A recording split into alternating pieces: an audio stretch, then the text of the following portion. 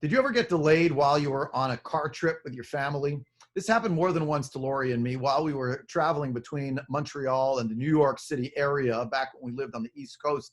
And more than once, a snowstorm, the heavy winds, we had to spend the night in a hotel. Okay, you make the most of it.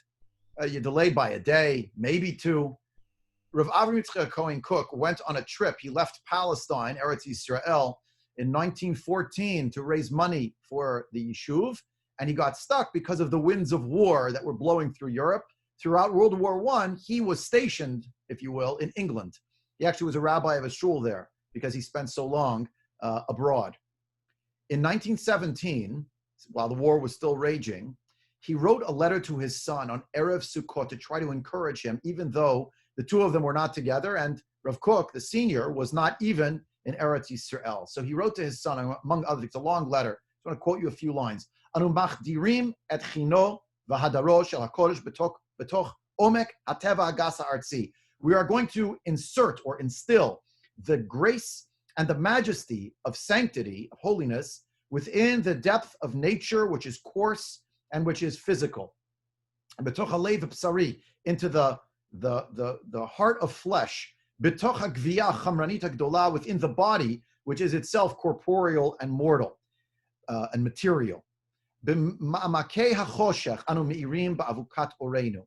In the depth of the darkness, we will bring light through the torch of our light.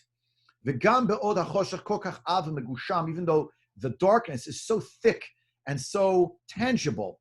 Hinenu sasim usmechim begeon Hashem. We are still rejoicing and we are happy in the pride of Hashem. Quoting the pasuk from Micha, ki eshev b'choshech, for when I sit in darkness, Hashem orli, God is my light. Ashreinu she'anu makirim et ashreinu. Fortunate are we that we recognize our fortune. Ashreinu she'anu smechim b'matnat goralenu. Fortunate are we that we are happy in our lot. Ashreinu she'anu shoavim imayane Yeshuat ha'olamim. Fortunate are we that we can draw from the wells of salvation of the worlds. The yoshvim anu b'sukkot, that we can sit in the Sukkot, zecher le'otana Sukkot shel hador ha'pil'i, in memory of that wondrous generation, dor hadorot, generation of all generations, dor hamidbar, the generation of the midbar, those who were in the wilderness, asher kipel be'uzo v'chaliliuto et kol hadorot kulam, which has folded within it its strength and contains within it all of the generations coming afterward. V'hidbia b'kerev kulam et halamala min hativiyut, and instilled, or rather implanted, better, within each of them, all of those individuals of whom we are the descendants, that which is supernatural, beyond the natural order. Et or Hashem Elyon, the light of Hashem who is supreme. Harachav ha'chofshi, the one who is expansive and which is free, liberated.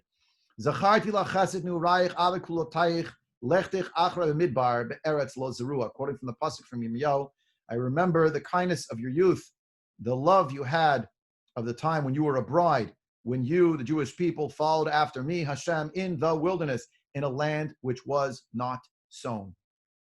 Here we are, on the cusp of Sukkot. And it turns out that whereas Pesach is about recalling the Yetziat Mitzrayim, the exodus from the straits that were Meitzarim, Mitzrayim, Egypt, whereas Shavuot is Zman Matan Toratenu, which is all about our receipt of Hitgalut Hashem, the divine revelation, and with it, the content of Torah. Comes the holiday of Sukkot, and it's just Zman Simchatenu. It's a time of joy. It's the joy of being alive. The joy of being able to go into a little hut, which is not our regular place of residence, and to be joyous about the journey. The pasuk teaches us that there is actually a goal in our sitting in the sukkah.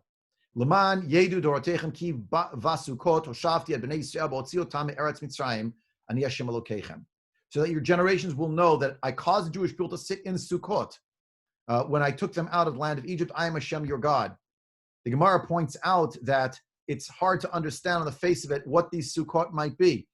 According to Rabbi Eliezer, Ananei Kavod Hayu. These were not physical structures. They were the clouds of glory that protected the Jewish people. Rabbi Akiva Omer, Sukkot Mamash Asulahem. It means that literally they made huts for themselves. Ask many, many Mefarshim, and very recently I heard Rav Asher Weiss ask this question to a number of Rabbanim. We can understand the miraculous component, and it makes sense. We want to recall the miraculous way of being, but that's Rabbi Eliezer's view. Rabbi Akiva maintains that actually, we just want to remember that Jewish people lived in tents. Is that enough? Is that really a cause for a holiday?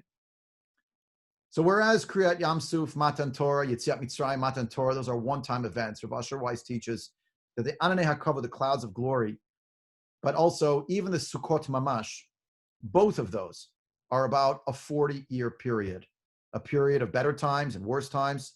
And the Sukkot Mamash, that's the nace. We had nothing. All we had was Hashem, and we survived. And that idea that we can see either the Ananei HaKavod, the clouds of glory, as themselves being protective, as the pasuk says at the end of the middle rather of Parshat Ha'azinu, at the end of Sefer Dvarim, Yisovevenu Yivonenehu Yitzrenu Ki Ishon Eino, the way in which Hashem surrounds and envelops us and builds us up and guards us like the pupil of his eye. But according to Rabbi Akiva, the nace, the miracle, I would say, is, in the words of Rav Asher Weiss, the very fact that just having Hashem with us and not much else, living otherwise an impoverished life. I would add as well, feeling that we're stuck in a waiting place. So many times, parents and children now for this Yom Tov, and family who so often got together are not able to do so. I fondly recall so many holidays of Sukkot where my in-laws came to join us, my wife's grandmother, Aleha Shalom, and each year, how honored we were to be able to have the open sukkah at our home the first day. Not this year. And how honored we were to have the sukkah hop, the youth sukkah hop, culminating in our sukkah with the costumes and different skits that I used to do for the kids. Okay, God willing, next year. But we still have so much to celebrate.